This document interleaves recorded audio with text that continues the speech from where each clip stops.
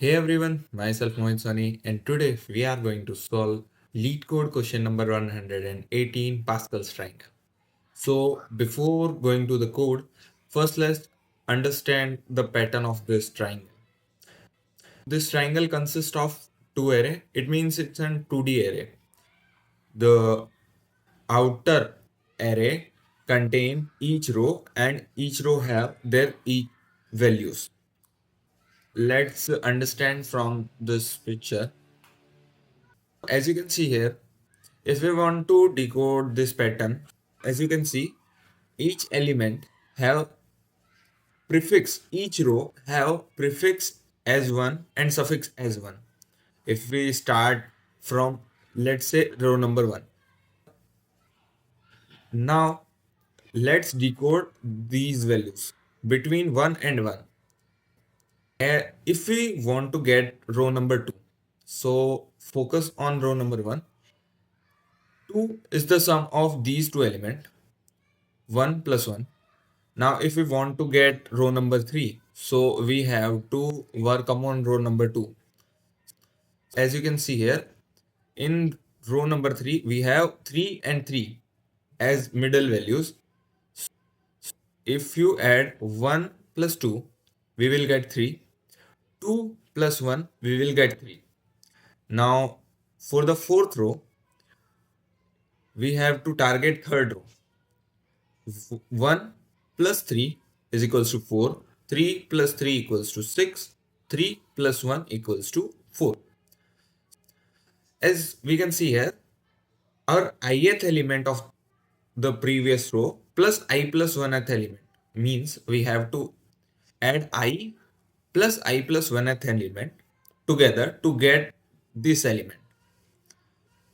As we understand how this pattern is created, so let's dive into the code and let's understand this question.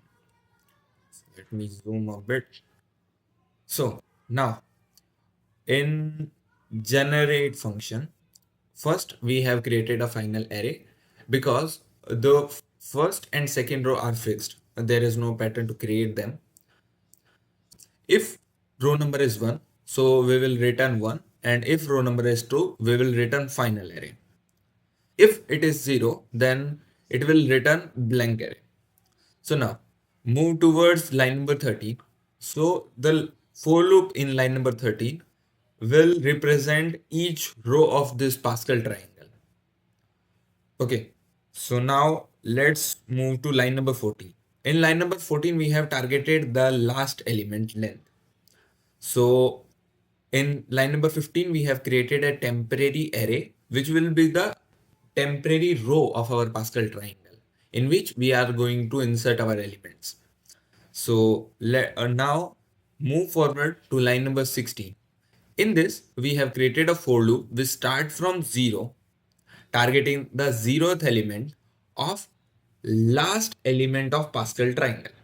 It means if this is my Pascal triangle here in line number 6, so the last row means this one, 1 comma 1, and we have to go up to length of the last row of Pascal triangle, as we have done here. Final array Pascal triangle dot length, and we have increment by 1. Now what we are doing, we are pushing our element to our temporary array.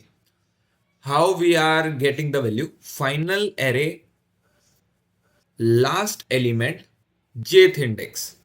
It means this is our final array, this is our last element, and then we have jth value, whether it is this one or this one. Now we are going to add the j and j plus 1 element, and in the line number 19 we are adding 1 at the starting of our row that we are getting from our temporary array, and adding 1 at the end of it, because as you can see here in Pascal triangle, in each row 1 is used as prefix and suffix. Now moving forward, we are adding this into our final array. With increment in I, we have created row accordingly. At the end of this function in line number 22, we have written our final array, which will be our output. So let's run the code and see is it working or not. As you can see here, we have successfully passed all our test cases. Now let's submit this code.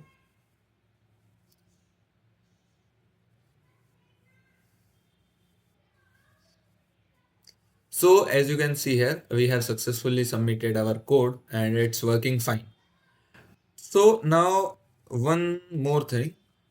The time and space complexity of this code is a big O n square because we are using two loop in this code, this one and this one. So now let's talk about C++ solution for the same question, Pascal's triangle, question number 118. So there is no such difference between JavaScript solution and C++ solution. There are minor differences. Starting from line number 4, instead of array, we have created vectors. We have initialized 2D vector final array named final array, and we have handled two situations. When user input is 1, then we return 1, and if user input is 2, we will return our final array. From line number 11, we are going to handle more rows if row is greater than 2. So what we are doing, this for loop will handle row, means this for loop will add each row to the Pascal triangle. In this, we have initialized our last element. Last element means if this is our Pascal triangle, so Pascal triangle's last element is this. This will target this one by the index. Now we have declared a temporary vector which will be our row, going to be the next row we want. So in line number 14, we have a for loop starting from j and go up to final array last element size. It means if this is our final array, this is our last element and the size is 2. So it will go up to 2. In similar way, it depends what will be the last row of our Pascal triangle. So in line number 15, we are adding the result number to our temporary vector, which is final array last element jth index plus final array last element j plus 1th index.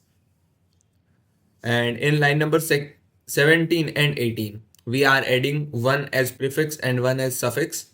As you can see or notice the pattern, 1 is constant in starting and ending of each row.